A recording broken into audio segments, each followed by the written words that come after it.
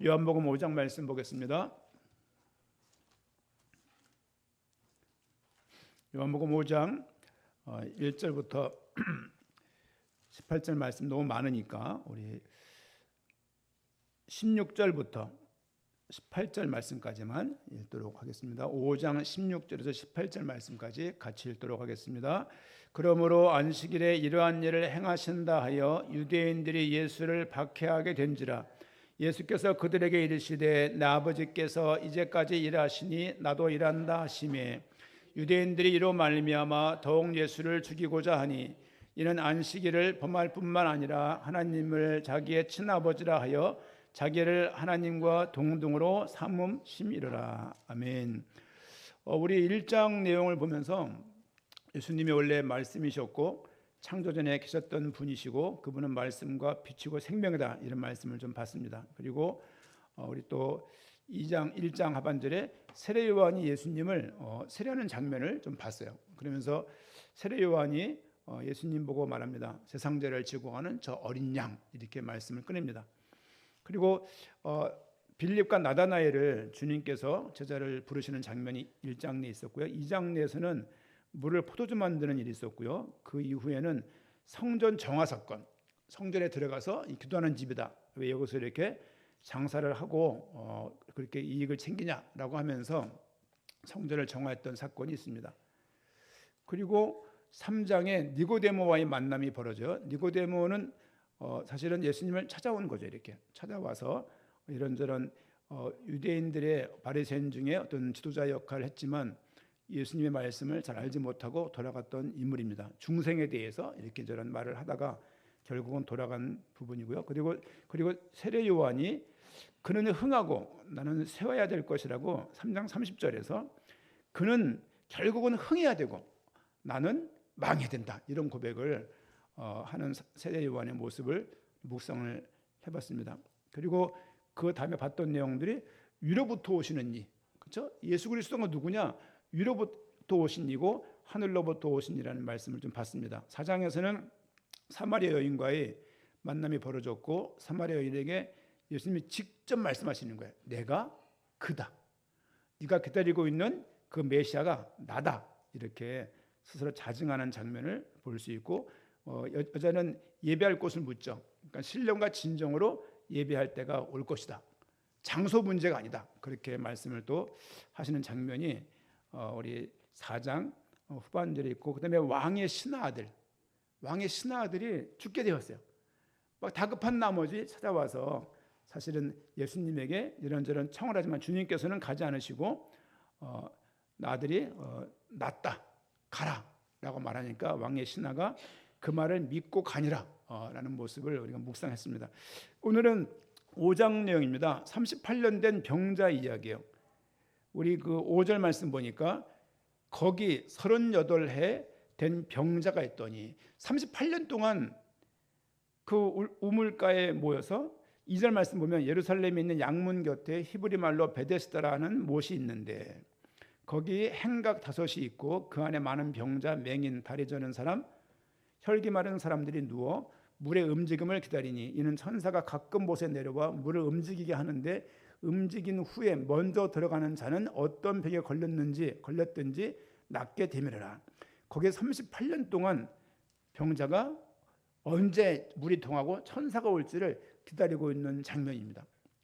사실 이 5장 내용을 들을 때 기억나는 거는 38년 된 병자가 치유된 쪽으로 설교를 많이 들었던 것 같아요. 그럼 이 본문이 단지 38년 된 병자가 낫다는 것을 알게 하시려고 적은 것이냐? 그럴 수가 없는 거죠. 그럴 수가 없는 거예요. 왜냐하면 죽은 사람도 살아나고 왕의 신하 이렇게 계속 지금 사도 요한이 성경을 기록하고 있는데요. 기록의 목적이 뭐냐면 요한복음 20장 31절이에요. 성경을 기록한 이유는 예수가 하나님의 아들이고 그리스도인 것을 믿게 하려고 이 적는 거예요. 오늘 이 본문도 38년 된 병자가 낫다. 모든 병자들 교회로 와라. 모든 목사들, 모든 장로들 병자를 두고 이렇게 하자. 그렇게 결론을 이끌고 가면 성경을 삐뚤어 보는 겁니다. 그렇게 말씀을 하면 그렇게 설교를 하게 되면 성경의 기록 목적이 치유로 바뀌는 거예요. 여러분 나중에 시간 되실 때 성경 어플 하나씩 있잖아요. 검색해 보세요. 치유라고 해서 한번 그 성경 그 검색을 해서 쳐보세요. 몇 개 뜨는지. 몇 개 안 뜹니다. 성경이 치유가 목적이라면, 기록 목적이 치유라면 치유라는 단어가 성경에 가득해야 돼요. 가득하지가 않아요. 양적으로 우리 학문을 연구하는 사람들은 항상 무엇을 연구할 때 정량적인 평가를 먼저 해요. 무슨 말이냐면 양적으로, 그렇죠? 예를 들면 만약에 물건을 이거 판다고 했을 때 소비자가 이거 얼마나 좋아하는지를 나가서 시장 조사할 거 아닙니까? 그 다음에 뭐 정성적인 조사를 할 거 아니에요. 그런 식으로 보게 되면 성경에서 치유라는 말, 뭐 고치시니라, 또 치료, 치유, 뭐 낫더라 말을 다 해도 몇십 번 안 됩니다. 그러면 최소한 성경을 가지고 치유를 말할 때는 목표 삼으면 안 되는 거예요. 그 자체가. 그렇죠? 오늘은 38년 된 병자를 낫게 되는 본문이지만 오늘 말씀 제목을 뭐라고 정리했냐면요. 여전히 일하시는 주님, 이렇게 얘기했어요. 여전히 일하시는 주님. 이 말씀을 왜 했냐면 17절 말씀 보니까요. 17절 말씀. 예수께서 그들에게 이르시되 내 아버지께서 이제까지 일하시니 나도 일한다 하시매. 중요 사건이 배경이 뭡니까? 안식이래요. 안식일 날 무슨 일이 있었습니까? 병자를 낫게 하는 일이에요. 여러분 38년 동안 그 앞에 있는데 이런 거죠. 저 우물에 들어가면 천사가 들어와서 제일 먼저 들어간 사람 병을 낫게 한다는 거예요. 근데 이게 소문이지 실제 그런 사람이 있었는지 없었는지 모르겠어요. 하지만 4절 말씀에 이는 천사가 가끔 못에 내려와 물을 움직이게 하는데 움직인 후에 먼저 들어가는 자는 어떤 병에 걸렸든지 낫게 되미라. 지난번에 그런 사람이 있었다라고 말하면 모르겠는데 사실은 그런 소문만 있는 거예요. 그냥 뭔가 신비한 능력 곤고하니까 이 질병을 날 방법이 없으니까 우물가에 쭉 모여가지고 베데스다 못에서 물이 동하면서 천사가 왔을 때 얼른 들어가면 병이 치유되겠지라는 소망을 가지고 와 있지만 사실은 38년 동안 오랫동안 해결을 못하고 있는 거예요. 그렇죠? 뭐 이거를 복잡하게 말하기 전에 우선 본문에 충실해서 내용을 좀 해석하면 좋겠다 그런 생각을 좀 합니다. 사실은 6절 말씀 보니까 38년 된 병자를 예수님이 만났습니다. 6절 예수께서 그 누운 것을 보시고 병이 벌써 오래된 줄 아시고 이르시되 내가 낫고자 하느냐. 이 말이 아픈 사람들한테 얼마나 큰 은혜고 응답이 되겠습니까? 그렇죠? 저는 여러 번 말씀을 들었지만 아들의 그런 다은이 어렸을 때 그 사건을 통해서 하나님이 생명을 주도하시는구나를 답을 얻게 됐어요. 그런 사건이 아니었으면 생사화복이 하나님께 있다는 생각을 좀 덜 했을 것 같아요. 뭐 인간이 그래도 건강 관리 잘하면 됐지 뭐 생명이 하나님께 있어라는 생각을 가지고 살았을 수도 있을 것 같아요. 그런데 그 사건을 통해서 하나님이 생사복을 주장하시는구나. 그것을 사실은 마음속으로 이렇게 탁 이렇게 얻게 되었어요. 여러분 내용을 잘 보십시오. 내가 낫고자 하느냐. 7절 병자가 대답하되 주여 물이 움직일 때에 나를 못에 넣어주는 사람이 없어. 내가 가는 동안에 나를 다른 사람이 먼저 내려가나이다. 그렇죠? 실제 있었는지 없었는지 모르겠지만 지금 예수님을 만나서 주여라고 말하면서 실제 그분이 나를 낫게 할 거라는 생각은 하지 않고 저 우물가에 좀 내가 내려갈 찬스가 없습니다. 기회가 안 되고 순번이 안 되고 선착순이 안 돼서 나는 형편이 이렇다라고 좀 예수님께 하소연을 하는 거예요.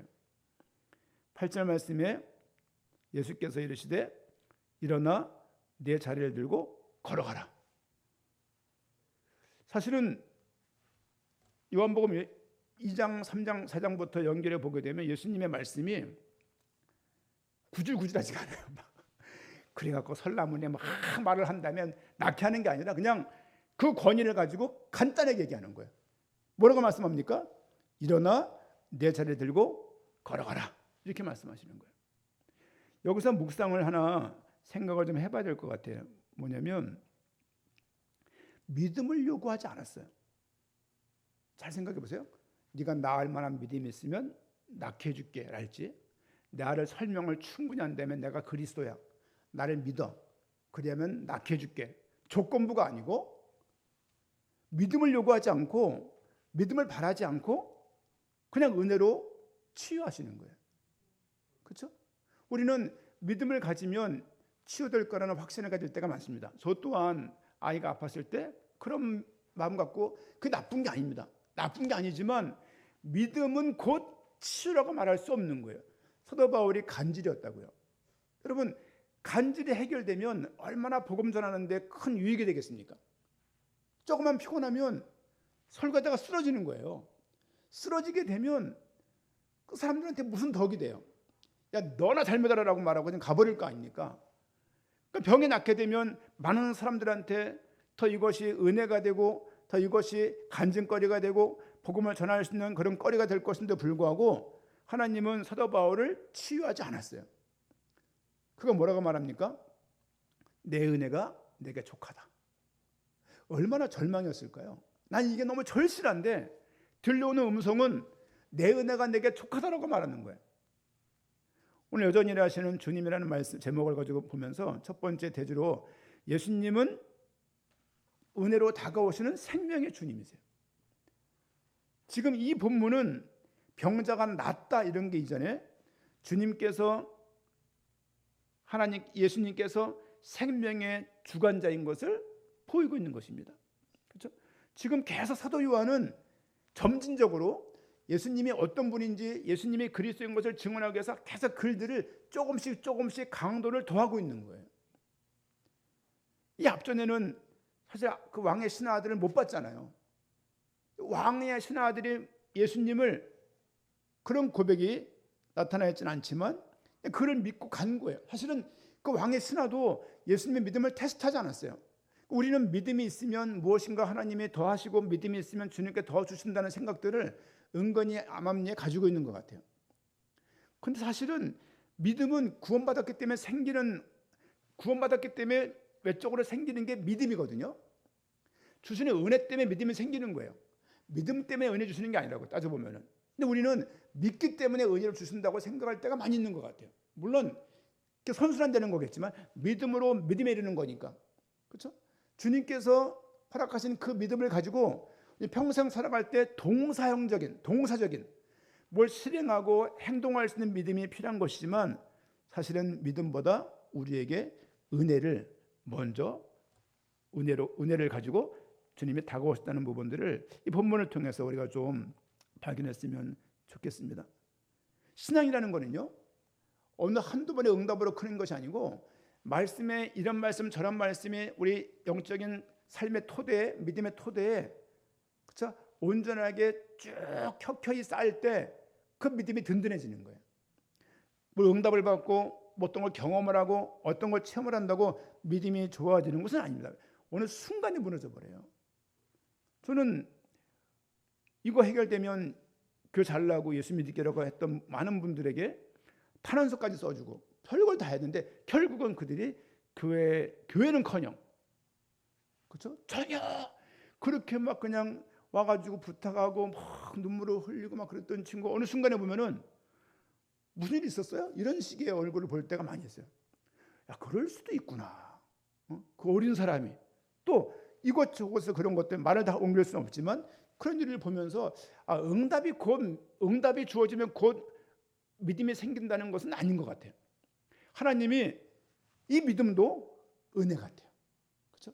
은혜로 말미암아서 우리에게 믿음이 발현되는 것이죠. 38년 동안 병든 처리 엄마가 있었지만 치유에 대한 능력도 주변에 도움도 없던 무력한 자에게 주님이 먼저 찾아오셨다. 사마리아 여인에게 찾아오셨다. 아니 그 어떤 예를 들 때 평균이라는 게 있죠. 평균. 경계성이 이렇게 평균치라면 이 평균 이상하면 좋을 거 아닙니까? 근데 가장 평균 아래치를 사마리아 여인 생각해 보십시오. 이 사람은 지금 누워있는 병자 같아요. 보니까 못 움직이는. 왜 주님께서 성경에서는 이렇게 최악의 상태에 있는 사람들한테 다가갔다는 것을 계속 말을 하고 있을까? 그게 늘 궁금한 묵상거리 중에 하나예요. 결국 어떻게 되는 것은 뭐냐면 부유한 사람들은 어떻게 이렇게 저렇게 예를 들면 삶에 가장 중요한 게 뭡니까? 살아가면서 제일 중요한 게 돈이에요. 돈. 돈이 없으면 어떻게 삽니까? 돈이 많은 사람들은 어떤 연예인 보니까 외국 연예인인데 개인 비행기가 있더라고요. 야, 그런데 생각해 보십시오. 돈으로 해결할 수 있는 게 너무 많잖아요. 사실은요. 그리고 스티븐 잡스, 저는 이제 아이폰을 잘 안 쓰지만 참 대단한 것 같아요.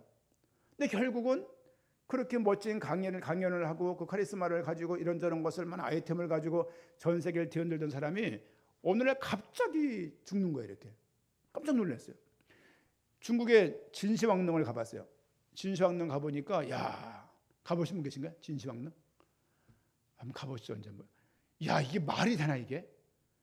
그 안에 있는 점토로 빚은 1m 80은 돼 보이는, 2m는 돼 보이는 그 정도의 흙 점토 그 동상들이 수만 개가 있는 거예요. 수만 개가 이렇게.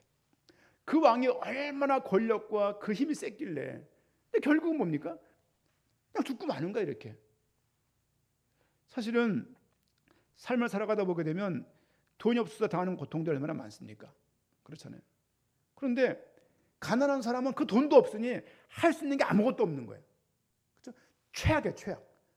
아니 최악의 여인 우물가에서 만나게 하고 왜 최악의 환자만은 주님께서 찾아가시냐 이거죠. 사실은 성경을 볼 때마다 예수님이 생명의 주이신데 은혜로 우리에게 생명을 주었음을 이 구절을 통해서 묵상을 해볼 수 있습니다. 예수님은 무능한 인생에게 생명을 회복시키는 은혜의 주님이심을 지금 보이고 계신 거예요. 그렇죠? 두 번째 뭡니까? 예수님은 안식일에 생명을 회복하십니다. 여러분 주일 성수 기억나시죠? 주일 성수. 저는 주일 성수, 전 어렸을 때 그 교회에서 이렇게 보수주의 합동측 자랐기 때문에 주일날 사 먹고 이런 것들을 굉장히 터부시하겠던 교회였습니다. 여러분 경험이 그러시겠죠? 그렇죠? 그때 뭘 사 먹게 되면 사 먹거나 시장에 가거나 가게에 들리면 믿음이 없는 사람으로 여겼던 시대가 있었어요. 사실은 제가 양우리 교회 초창기 때도 그런 믿음이 있었어요. 그러다가 막 마트 갔다가 그 반지하는 그 엄마 아빠인가 그 학생 만나가 서로 놀래고 서로 그냥 못 본 척하고 서로가 덮어주는 걸 이렇게 했던 적도 있었거든요. 지금은 왜 그렇게 안 합니까? 주일날 여러분 다이소 안 가보셨나요? 주일날 홈마트 안 가십니까? 우리는 시장 바닥에 있는데 안 가십니까? 뭐가 바뀐 걸까요? 우리가 신앙에 타협한 겁니까? 신앙에 타락한 겁니까? 아니면 뭡니까 도대체? 지금도 이런데 그 당시의 안식일은요 더 했을 거 아니에요. 십계명을 잘 보세요. 나 외엔 다른 신이 없느니라. 우상 숭배하지 마라. 여호와 이름을 망령되이 걸지 말라. 네 번째 뭡니까? 안식일을 거룩히 지키라요. 그래서 이게 얼마나 중요한 율법입니까? 이 율법의 근거에서 주일 성수도 거기에 해당되는 거예요. 그 뒤에 부모를 공경하라. 뭐 있습니까? 여러 가지 그 간음하지 마라, 도둑질하지 마라, 좀 많이 있잖아요. 이 내용들이 사실 지금도 복음 속 예수를 믿는 모든 사람들은 기본적으로 이 율법을 가지고 있잖아요. 탐하지 말라는 말이 있어요. 남의 아내를 탐하지 말라는 말이 있어요. 이건 무슨 말이냐면 성적인 타락과 성적인 그런 자유분방을 막는 거예요. 이런 것들은. 그리고 도둑질하지 말라는 말도 있잖아요. 거짓 증거하지 말래요. 근데 교회 내에 얼마나 사기꾼이 많습니까? 네? 원금 보장되고 몇 개월 내에 몇 프로 줄 것이고 결국은 젠가 아십니까? 아래 거 빼가지고 위에 얻는 거 이렇게.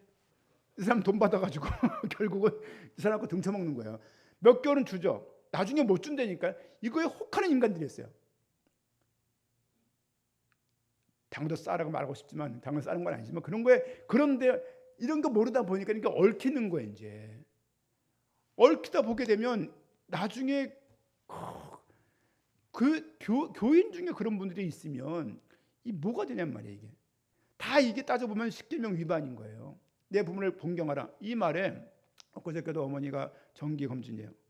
잘 못 걸으세요. 이제 이쪽까지 했으니까 잘 못 걸으셔. 그래서 보행기 보조기가 필요한 거예요. 또 아침에 가가지고 그냥 끝나니까 4시 반인 거예요.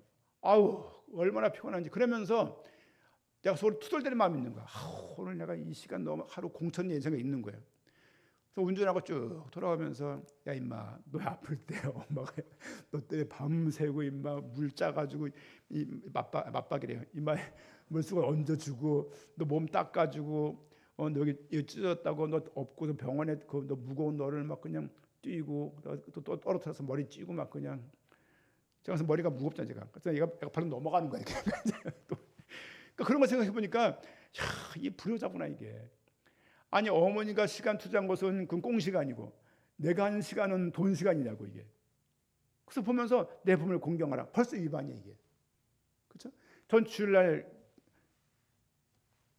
수능 볼 때 수능 그 논술 감독위원으로 갈 때 이후에는 주일날 교회 빠진 적 없습니다. 수요일날 빠진 적 없습니다. 그리고 금요일도 거의 좀 빠진 적 없었어요 교회를. 저는 어쨌든 간에 주 앞에 나와서 애를 쓰는 거예요. 애를 쓰는 거예요. 이 모든 것들이 다 십계명에 포함되어 있는 것들이에요. 우상 숭배하지 않습니다. 무당들을 보면 복음 전하려고 합니다. 왜? 우상 숭배에 걸리는 분들이니까. 저러면 망하니까. 그 모든 사고들이 십계명에 둔해서 있는 거예요. 그러면 신약 시대 예수님 이 당시에 안식일은 얼마나 귀중한 거냔 말이에요. 이방인들하고 엄격하게 구별되는 구별선이에요. 구별선. 10절 말씀 보니까 10절 말씀 한번 같이 읽읍시다. 유대인들이 병 나은 사람에게 이르되 안식일인데 내가 자리를 들고 가는 것이 옳지 아니하니라. 야, 너 지금 안식일인데 짐을 들고 가? 이러는 거예요. 이제 지금 사람이 회복된 거는 상관도 없어요. 생각해보세요. 38년 동안 나와서 누워 있었고 그리고 베데스다 목가 여러 명 나와 있었으니까요. 그리고 보니까 양문 곁에 그렇죠? 사람들 출입이 많은 옆에 연못이 있고 거기에 누워 있던 사람이에요. 앉아 있으면 모르겠어. 왜? 여기 누워 있다가 여기 자리 옮겨 다니니까. 근데 누워 있는 사람은 하루 종일 거기 있는 거 아니에요. 그래서 똥 오줌 다 받아낼 거 아니야 거기서. 받아내기 했겠습니까? 쌌겠지 그냥. 그 딱 봐도 이미 그 성에서 그 오고 가는 사람이 다 아는 사람일 거란 말이죠 이제. 그 사람이 나와서 펄쩍펄쩍 뛰고 지금 자리를 들고 가는데 그건 상관도 없고 안식일 날 왜 이런 거 하냐고 묻는 거예요. 첫 번째 주제가 뭐였냐면 믿음과 은혜였어요. 믿음 대 은혜. 두 번째 주제는 뭡니까? 율법 대 생명이에요. 지금 안식일을 지켜야 된다는 그 율법을 가지고 있는 그 사람들은 생명은 눈에 없는 거예요. 그냥 율법 잘 지키면 됐지. 이런 사고가 있는 거죠. 병자는 예수님이 누구신지도 모른 채 11절 말씀 보니까 대답하되 나를 낫게 한 그가 자리를 들고 걸어가라 하더라 하니 그들이 묻되 너에게 자리를 들고 걸어가라 한 사람이 누구냐 하되 13절 고침을 받은 사람은 그가 누구인지 알지 못하니. 누구인지도 알지 못하는 거예요. 소문도 못 들어본 거죠. 왜냐하면 누가 병자한테 가서 그 소문을 말해주겠습니까? 그렇죠? 늘 혼자서 따가 되어서 그냥 왕따가 되어서 앉아있던 그 누워있던 그 사람이 모르는 지금 본인이 자리를 들고 가면서도 불구하고 치유됐음에도 불구하고 그 예수 그 병낙한 사람이 누구인지도 모르는 거예요. 이 어떻게 적용해 볼 수 있냐면요. 딱 그래요. 병을 나으려고 교회를 나오는 것은 또 중요한 것 같아요. 기도해줘야 됩니다. 하지만 결국은 우리가 도와주고 알게 해줘야 돼요. 이 병이 안 날 수도 있다. 그렇죠? 병이 안 날 수도 있고 안 나는 왜 생대병사니까 누구나 다 예수 믿기 때문에 더 건강하다. 그럴 리가 있습니까? 이런 가능성은 있어요. 예수 믿으니까 술, 담배 안 하려고 애를 쓰겠죠. 그래서 건강할 수 있는 것이죠. 또 내 몸은 주의 성전이니까 이 몸 잘 쓰려고 건강하게 하려고 애를 쓰고 걷고 뭐 운동하고 하다 보니까 건강할 수 있겠죠. 건강할 수 있습니다. 또 예수 믿다 보니까 삶이 비교적 성실하다 보니까 밤에 늦게 뭘 먹는다 할지 물론 먹는다고 믿어 먹는 건 아닌데 뭐 그런 삶에서 조금 통제할 수 있는 통제했던 마음이 있잖아요. 이제 그러다 보니 건강할 수 있죠. 근데 예수 믿으면 다 건강하다라고 말할 수 없는 거 아닙니까? 그렇죠? 우리 시찰에 3분의 1 목사님들 아프시다니까요. 이거 보면 예수 믿기 때문에 건강하다면 예수 믿기 때문에 무슨 이빨 하나도 안 빠지고 예수 믿기 때문에 검은 머리만 난다. 그 말도 안 되는 얘기예요. 그거. 유전적인 게 있겠죠, 이렇게. 그렇죠? 누구 예수 믿고 대머리인데 그건 저주입니까? 그렇죠? 우리가 13절 말씀 보십시오. 치유를 받았지만 나를 치유하신 그분이 누군지도 모르는 거예요. 이런 일이 너무너무 많아요. 삶을 살아가다 보게 되면 병이 났든 뭐가 하든 응답이 있을 때 응답과 박수는 치는데 결국 하나님에 대한 인식도 없고 감사도 없는 거죠. 저는 그 다은이 볼 때마다 이게 사실 달라요. 도은대원하고 좀 달라요. 왜냐하면 아팠던 친구라 지금 물론 제일 뭐 건강하고 가끔은 봐야 바로 막 수염 가득해서 살고 막 그래서 그랬지만 사실은 볼 때마다 하나님의 은혜가 마늘따를 한문으로 안 써요. 이름할 때 원래 마늘따 베풀다거든요. 그러니까 이게 은혜를 많이 받은 우리 다은이, 그리고 은혜 베풀고 살아라 다은이라고 지은 이름인데요. 그 이름값 했는지 모르겠지만 어쨌든 간에 그들 볼 때마다 마음이 다른 거예요. 사실은 하나님께서 그거 다 이렇게 키우시고 도우신 거 아니에요. 근데 이 지금 오늘 본문 보면은 그 정도가 아니고 아예 누워있던 병자가 발딱 일어나가지고 길을 가는데 율법의 잣대를 가지고 묶고 있는 거죠. 사실은 생명을 예수님은 안식일에 생명을 회복시킨 거예요. 사실은 창세기를 보면요, 이 창조를 다 마친 다음에 주님이 안식했어요. 유대인들은 그런 사고가 있는 거예요. 하나님이 쉬었는데 우리가 일을 해? 이게 말이 안 되는 거예요. 그리고 구약 내내 지켜왔던 십계명, 그렇죠? 커다란 그 율법, 이걸 지키는 것이 구원의 근거라고 생각을 하고 있는 거예요. 이걸 지키는 것이 구원을 유지하는 기준이에요. 여러분, 구원의 시작도 하나님이지만 구원의 유지도 하나님 하십니다. 우리 구원 유지를 우리가 하는 게 아니에요. 물론 우리가 노력을 하죠. 노력을 하지만 신인 협동, 나하고 하나님하고 협동해서 구원을 이뤄나가시는 것이 아니고 결국은 이것도 하나님의 은혜입니다. 그렇죠? 율법보다는 생명의 회복을 우선시하면서 예수님은 안식일의 진정한 의미를 우리 그 누워있는 38년 된 병자에게 의미를 보이시는 것을 본문을 통해서 볼 수 있습니다. 세 번째는 18절 말씀 보니까 유대인들이 이로 말미암아 더욱 예수를 죽이고자 하니 이는 안식일을 범할 뿐만 아니라 하나님을 자기의 친아버지라 하여 자기를 하나님과 동등으로 삼으심이라. 결국 예수님은 세 번째로 뭘 말씀하시냐면 나는 안식일의 주인이고 나는 하나님과 동등하다고 말하고 있는 거예요. 예수님은 하나님이십니다.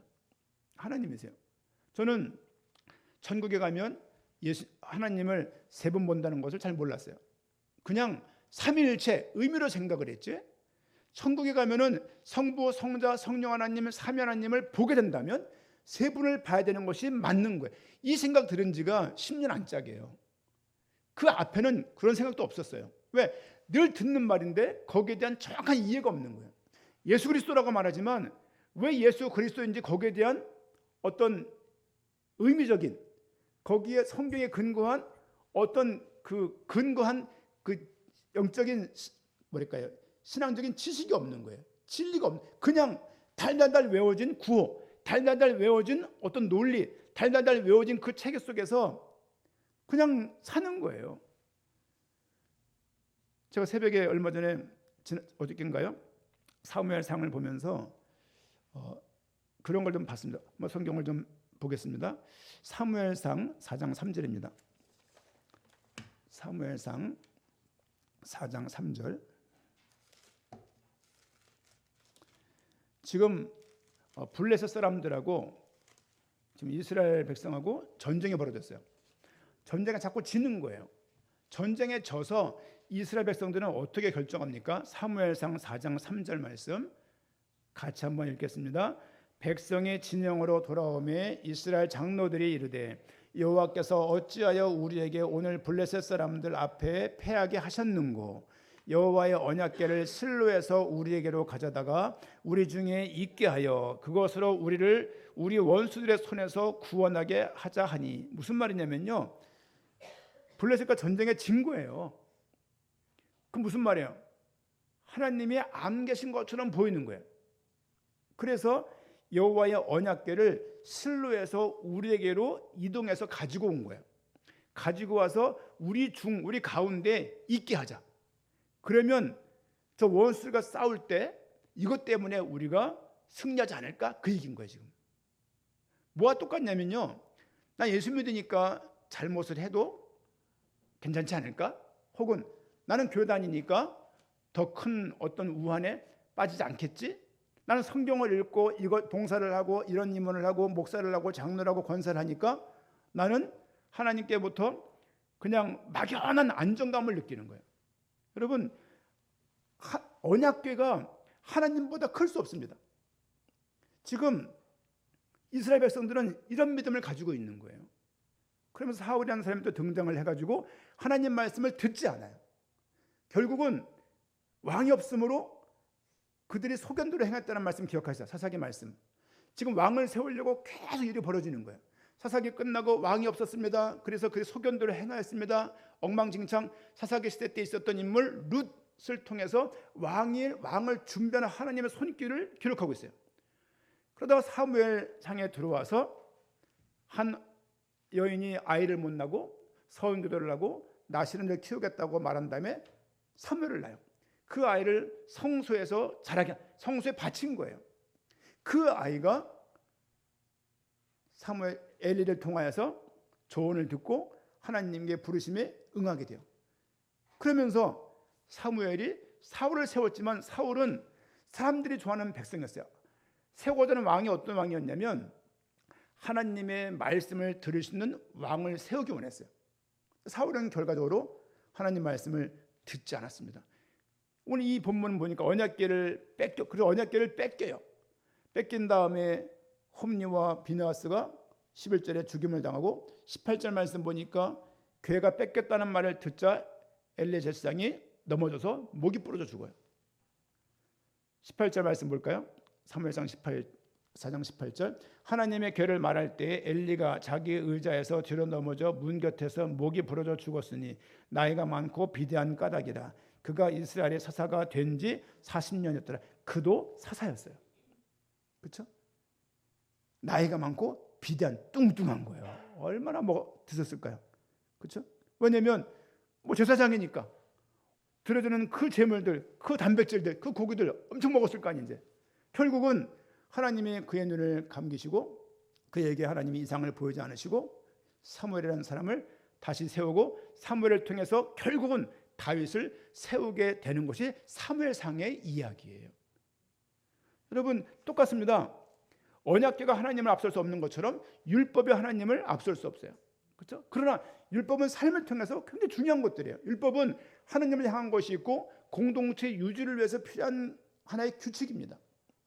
내 부모를 공경하라, 너무 중요한 내용이에요. 예를 들면 내가 예수를 믿어가면서 부모에 대해서 아주 망나니처럼 부모를 대한다. 그러면 신앙이 없는 겁니다. 그건 믿음의 뭔가가 왜곡된 거예요. 그리고 예수 믿는다고 말을 하면서 거짓 증거하지 말라는 말을 했는데 불구하고 계속 남들을 등쳐먹는다. 잘못된 거라고 이게. 복음을 빙자해서, 그렇죠? 복음을 빙자해서 구약의 복음이었던 율법들을 그런 삶 가운데 인식이 안 된 거예요. 여러분, 탐내면 안 됩니다. 그리고 거짓 증거하면 안 됩니다. 그리고 간음하면 안 됩니다. 내 부모를 공경해야 됩니다. 이 모든 부분들이 사실은 복음 속에 다 녹아 있는 거예요. 예수 믿는데 싸움꾼이다. 그럴 리가 없죠. 예수 믿는데 너무 골스러워. 그럴 수가 없다는 거죠. 그럴 수가. 이런 것들이 용납이 되어지면 신앙은 전도하는 거로 선교하는 거로 신앙의 있음을 드러낼 수 없습니다. 전도와 선교로 신앙의 있음을 드러낼 수 없어요. 여러분, 전도 선교 많이 하면서 타락한 사람 많이 봤잖아요. 그렇죠? 전도하는 그 행위, 영접시키는 그 행위, 그 무슨 성경 공부를 많이 운영하는 그 행위, 그걸 통해서 신앙의 있음을 증명할 수 없습니다. 오늘 이스라엘 백성들의 모습을 보면서, 그렇죠? 믿음을 요구하지 않으시고 은혜를 주시고, 그렇죠? 믿음이 있음을 어떻게 우리가 말할 수 있습니까? 아마도 그 38년 병자한테 믿음은 있는 것 같아요. 저기 들어가면 내가 살 것 같아. 이 믿음은 있지만 사실은 그 믿음이 실제 예수를 만나고서 예수님 누구인지도 모르는 그런 상황인 것이죠. 사마리아 여인도 예수님을 메시아를 기다린다고 말을 했지만 메시아가 당장 앞에 왔지만 알 수가 없는 거예요. 지금 사도 요한은 뭘 말하고 있냐면 예수가 그리스도였음을 계속 증언하고 있는 거예요. 성경을 그렇게 써나가고 있는 겁니다. 지금 이거를 내가 예를 들면 질병에 문제가 있다 그래서 요한복음의 5장 이런 내용들을 질병에 응답하신 하나님이라고만 말씀을 여겨버리면 사도 요한이 썼을 때 의도하고는 달라지는 거예요. 그렇죠? 사도 요한이 예수님을 단순히 그냥 닥터, 그냥 의사로 여긴 것이 아니라 그분은 생명의 주이시고 율법 위에 계신 하나님이시며 그분은 안식일의 주인이심을 오늘 5장 상반절을 통해서 그렇게 말씀을 증언하고 있습니다. 마찬가지입니다. 우리 안식일의 주일은 아니지만 우리 주일을 통해서도 계속 주의 은혜가 우리를 향하고 있고 은혜가 우리를 찾아온 거예요. 우리가 나아간 게 아닙니다. 그렇죠? 사마리아 여인에게 다가가시고 가나 혼인잔치에 그분이 직접 가시고 또 지금 뭡니까? 이 38년 된 병자에게 지금 직접 가셔가지고 본인이 누군지를 계속 계시해 주시는 거예요. 계시는 점진적이에요. 계시는 점진적인 거예요. 그래서 제가 어렸을 때 주일날 뭘 안 사 먹고 이것이 신앙의 전부인 줄 알았고 이것이 신앙을 지키는 중요한 잣대인 줄 알았어요. 근데 지금은 그런 잣대가 누구에게도 없습니다. 물론 보수적인 교회에 있을지 모르겠지만 지금 제가 알고 있는 주변 반경 얼마까지는 이런 믿음 가진 사람이 별로 없어요. 신앙에 타락한 게 아니라 그만큼 복음이 얼마나 큰 것인지 점진적으로 복음이 계시되었기 때문이라고 저는 생각하는 거죠. 계시는 신약시대 때 구약 때 막연하게 아브라함이 복음 믿었는데 그 예수님이 직접 그 메시아가 직접 신약에 오셨던 것처럼 성령님을 통해서 말씀을 통해서 계속 우리에게 하나님을 계시하시고 있음을 우리가 발견할 수 있어야 됩니다. 요한복음은 20장 31절 오직 이것을 기록함은 너희로 예수께서 하나님의 아들 그리스도이심을 믿게 하려 하며 또 너희로 믿고 그 이름을 힘입어 생명을 얻게 하려고 성경을 기록하는 거예요. 요한복음 5장은 이 목적과 직접적인 연결이 되는 거예요. 예수님의 신성을, 예수님의 하나님이심을, 예수님의 하나님과 동등한 이심을, 율법을 넘는 분이심을, 안식일의 주인이심을, 그렇죠? 안식일 속에 예수님이 있는 게 아니라고요. 율법 아래 예수님이 있는 게 아니라고요. 그렇죠? 그 모든 것들을 넘으시는 예수님이 진정한 그리스도가 아니냐라는 핵심적인 말씀을 요한복음 5장에서 증언하고 있다고 저는 그렇게 말씀이 보여집니다. 오늘 말씀을 한번 안 읽었던 부분이 있는데요.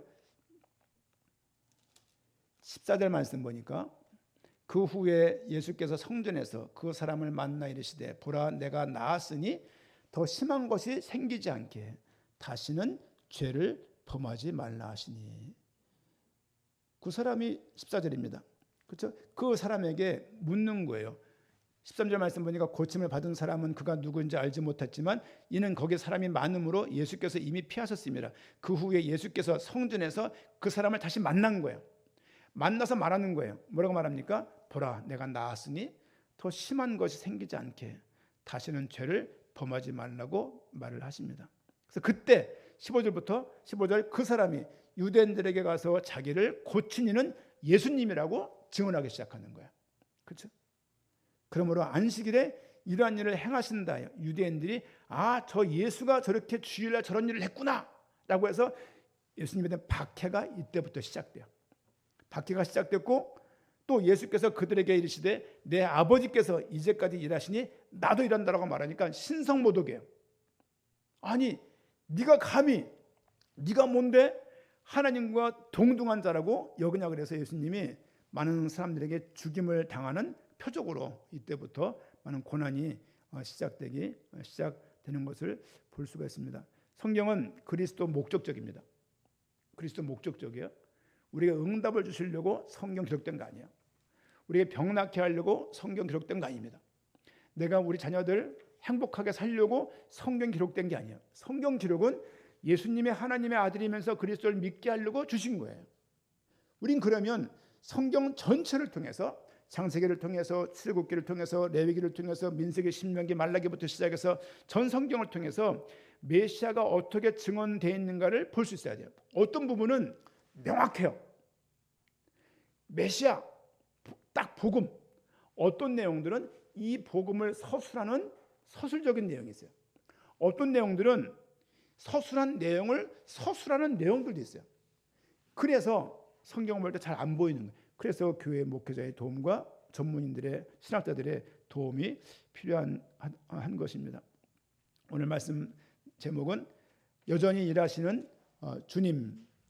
하나님은 창조를 멈췄지만 섭리하시고 역사하시고, 그렇죠? 함께하시고 이끄시고 또 우리를 도우시고, 그 일하심은 지금도 여전히 진행되고 있는 거예요. 그렇죠? 우린 그래서 누가 아프고 힘들 때 38년 된 병자가 회복되는 것들을 보고 왕의 신하들이 회복되는 걸 보고서 충복을 할 수 있습니다. 이게 목적은 아니지만 기도할 수 있는 거예요. 그렇죠? 중심을 여전도에서 기도 제목 올릴 때 아픈 자를 두고서 기도하면 좋겠어요. 계속 이렇게. 왜냐면은 우리 하도 하니까 일상이지만 아픈 사람한테 얼마나 힘든 일입니까 이게. 그렇죠? 아파 보면 알잖아요. 얼마나 힘든 일인가를. 성경을 통해서 예수가 그리스도이심을 계속 믿게 되어지고, 예수님은 은혜의 생명의 주님이시다. 예수님은 안식일의 주인이시다. 예수님은 하나님과 동등된 분이심을 오늘 요한복음 5장을 통해서 증언하고 있습니다. 여전히 일하시는 주님께 늘 우리 마음을 열고 주님을 바라보면서 주님의 섭리와 주님의 도우심과 주님의 구원이 지금도 진행되고 계시고 일하시는 하나님을 의지할 수 있는 그런 복된 남은 날들이 되기를 축원드립니다. 아멘. 우리 한번 두 가지 정도 붙잡고 한번 기도합시다. 여전히 일하시는 주님. 이게 너무 제목을 정하면서 전 너무 감사했어요. 여전히 지금도 일하시는구나. 노가다 하신다는 것이 아니라 우리 구원을 이루기 위해서, 우리가 은혜를 주시기 위해서, 또 주의 백성들을 살리기 위해서 지금도 성령을 통하여서 일하고 계시고, 모든 교회 목회자를 통하여서 또 많은 성도님들의 여러 가지 활동들과 또 지인들 두고 중보기도하고 태신자 품고 기도하고 그런 가운데 이 일들을 주님께서 직접 이루시고 인도하심을 우리는 믿고 있습니다. 여전히 일하시는 주님의 은혜가 우리 삶 가운데 가득하게 하시고, 특별히 영광의 복음교회가 여전히 일하시는 주님을 온전히 알아갈 수 있는, 온전히 믿고 주님께 참 감사함과 영광을 드릴 수 있는 그런 교회가 될 수 있도록 자신들을 두고 말씀을 두고 한번 통성으로 함께 한번 기도하도록 하겠습니다. 기도하겠습니다. 하나님이여, 주의 말씀 가운데 온전히 구하여 연약한 심령들에게 믿음과 더불어 하나님의 인도를 바라보게 하시며 놀라운 제 능력과 하나님의 인도가 있도록 도우시기를 바라보나옵나이다. 하나님이여, 주의 말씀 가운데 온전히 구하여 생명과 성령의 증거를 바라보게 한다을 도하시며 하나님의 인도를 바라보도록 은혜 주시기를 바라보나옵나이다. 여전히 일하시는 주님의 인도를 바라보는 은혜가 있도록 인담을 내주시옵시고, 하나님의 도우심과 함께하심을 통하여서 참 영광들에게 무정확함도록 은혜를 주시기를 바라보나옵나이다. 온전히 율법을 넘으시는 그 하나님을 발견하게 인담을 내주시옵시고, 믿음이 아니라 은혜 가운데 이끄신 주님을 신앙하게 무정확함도록 도우시기를 바라보나옵나이다. 안식일 속에 있는 주님이 아니라 안식일을 넘어서는 참된 주님이 예수 그리스도의 것을 우리 발견하게 부정확함도록 은혜 주시기를 바라보나옵나이다. 하나님과 동등된 분이심을 인정하는 제가 되도록 은혜를 주시옵시고, 하나님이여, 주의 말씀 가운데 온전히 거하여 생명과 성령의 증거를 바라보는 복된 모습이 있도록 도우시기를 바라고나옵나이다. 하나님이여, 주의 말씀 가운데 온전히 구하여 생명과 성령의 증거를 바라보게 한담을 도와시고, 하나님의 인도를 바라보게 부족함도록 도우시기를 바라고나옵나이다. 영광의 복음 교문한 성도님들이 주의 말씀 가운데 온전히 인도받는 그리스도로 은혜 주시옵시고, 우리는 병되셨습니까? 말씀 가운데 온전히 구하여 생명과 성령의 증거를 바라보게 한담을 도와시고, 하나님의 인도를 바라보는 복된 모습이 있도록 도우시기를 바라고나옵나이다. 성도들이 주의 말씀 가운데 매여서 말씀 가운데 온전하게 부정함도록 은혜를 주시옵시고, 말씀 가운데 온전히 구하여 생명의 증거를 바라보기에 부정함도록 역사하시기를 바라고나옵나이다.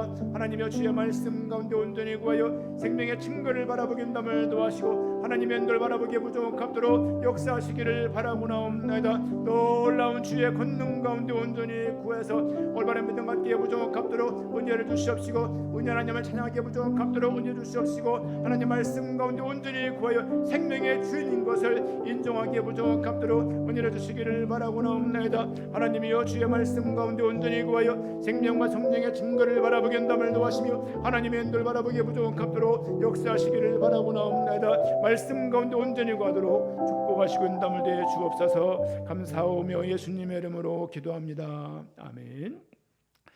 우리 또 중보기도 하고 있는 건강에 연약한 분들이 있습니다. 사독자 권사님, 조경 권사님, 또 조경 권사님 지금 수술한 이후에 회복이 좀 더딘데 잘 또 회복될 수 있도록 기도 부탁 드리고요. 사독자 권사님도 또 정기적으로 또 병원 가면 하루 종일 또 진료받고 검사하고 그러시는데 우리 노년에 또 주의 건강이 더 있을 수 있도록, 또 우리 손인성 권사님 척추협착증으로 오랫동안 또 고생이십니다. 또 재활 기간 동안에 잘 또 회복될 수 있도록 기도 부탁 드리고, 임순호 집사님에게도 자가 면역이 또 활성화되어서 좋은 몸이 건강한 몸이 될 수 있도록 기도 부탁드리고요. 정옥순 성도님 여러 가지로 좀 개인적인 호소하는 부분이 많이 있습니다. 그런 부분들이 시달리는 부분들이 또 주의 은혜 가운데 해결되게 하시고, 또 의료를 통하여 또 병원 진료를 통하여 건강한 몸으로 회복될 수 있도록 기도 부탁드리고요. 또 우리 도순애 집사님 또 회복 중에 있습니다. 또 건강한 몸으로 회복되게 부탁을 좀 드리고요. 또 우리 자녀들 두고 아직 교회 예배를 못 드리고 있는 자녀들 두고, 특별히 해외에 있는 우리 민재 또 주의 말씀 가운데 혼자 있지만 하나님의 도우심으로, 성령의 도우심으로 계속 예배하고 주의 말씀이 계속 마음속에 켜켜이 쌓여서 외로워하지 않고 또 주님께 인도받을 수 있도록 또 기도 부탁드립니다. 또 우리 전체 우리 교육부서 또 우리 초등부 아이들에게 또 주의 복음이 전달되어서 복음 가운데 잘 양육될 수 있도록 FGS 어려운 여건 가운데 또 주의 말씀과 순종하면서 섬기고 있습니다. 그 교육 가운데 아이들이 일터 선교사로서 또 목회자로서 선교사로서 또 전문인으로 키워갈 수 있는 중요한 과정 속에서 후대를 살릴 수 있는 중요한 사역될 수도 기도 부탁드리고요. 또 우리 장로님들, 권사님들, 또 지역교회 많습니다. 기도 제목들 많은 부분들 다 여러분들 여건 따라서 5분 정도 함께 한번 또 통성으로 마지막으로 기도하도록 하겠습니다. 기도합니다. 하나님이여 주의 말씀 가운데 온전히 구하여 연약한 심령들에게 주의 말씀 가운데 온전히 구하여 하나님의 인도를 바라보는 복된 모습이 있도록 도우시기를 바라고나옵나이다. 하나님이여 주의 말씀 가운데 온전히 구하여 하나님의 인도를 바라보게 하시고 이 모든 것들을 통하여 하나님의 인도하심과 도우심이 있기를 원하옵나이다. 온전히 약한 모든 주의 백성들에게 건강에 약한 자가 있습니다. 사역자 권사님과 조교사님에게 은혜를 주셔서 노년에 건강함이 있도록 은혜를 주시옵시고, 연약한 부분들이 치유되어지며 주의 말씀 가운데 메어 달릴 수 있는 그런 기회가 될 수 있도록 은혜를 주시기를 바라고나옵나이다. 손인성 권사님에게 협착증 가운데 은혜를 도와주사 재활치료를 잡았기에 부족함도록 은혜를 주시옵시고, 오짐순호 선생님에게 은혜를 도와셔서 자가면역 질환을 통하여서 면역에 좋아져서 주님께 온전한 건강한 몸으로 영광드리게 부족함도록 은혜를 주시기를 바라고나옵나이다. 정옥순 집사님에게 은혜를 주셔서 시달리는 문제 가운데 있습니다. 모든 것들 가운데 건져 주시옵시고, 말씀 가운데 온전히 구해서 주의 은혜 가운데 온전히 감으로 평강함과 은혜가 있도록 도우시기를 바라고나옵나이다. 시달리는 문제가 해결되도록 은혜를 주시옵시고, 예수를 그리스도가 믿는 믿음이 더해지게 인담을 해주시옵시며, 말씀에 들어간 모든 것들을 치유하며 연약한 모든 부분들의 건강에 강건해지게 부족함도록 역사하시기를 바라고나옵나이다. 온전히 또 교육기관을 두고 기도합니다. 교육기관을 통하여서 아이들에게 참된 복음이 증언되게 부족함도록 은혜를 주시옵시고, 하나님 말씀 가운데 온전히 구하여 하나님의 애를 바라보게 부족함도록 역사하시기를 바라고나옵나이다.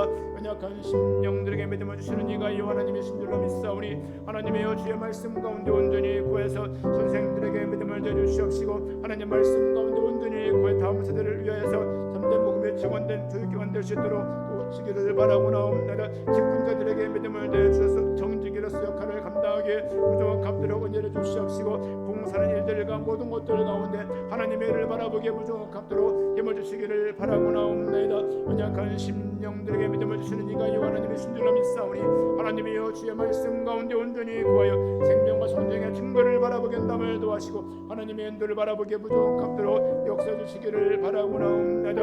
영광의 복음의 삶을 통하여서 이렇게 영광이 되는 교회가 되게 한담을 주시옵시고, 하나님이여 주의 말씀 가운데 온전히 부족함도록 도우시기를 바라고나옵나이다. 또 교회를 못 찾고는 자녀들에게 은혜를 주시옵시고 성령의 역사하심을 통해서 하나님 만날 수 있는 경계되게 부족함도록 도우시기를 바라고나옵나이다. 이번 민족에게 은혜를 주시옵시고 현재 말씀 가운데 온전히 구하여 성령의 도우심을 통해서 인정하도록 주시옵시며 말씀 가운데 온전히 구하여 성령의 인도받기에 부족함도록 도우시기를 바라고나옵나이다. 하나님이여 주의 말씀 가운데 온전히 구하여 하나님의 인도를 바라보게 하시고 놀라운 생명과 성령의 증거들을 통하여 하나님의 인도를 바라보기에 부족함도록 역사하시기를 바라고나옵나이다. 이 모든 것들을 통해서 주시옵시고 직장 있는 청년들과 학업적인 청년들에게 은혜를 더하셔서 이 현장 속에서 주의 말씀과 복음의 답이 되게 인도를 주시옵시며 하나님의 인도를 바라보기에 부족함도록 도우시기를 바라고나옵나이다. 말씀 가운데 온전히 가도록 축복하시고 인도를 되어 주시옵소서. 감사하며 예수님의 이름으로 기도합니다. 하나님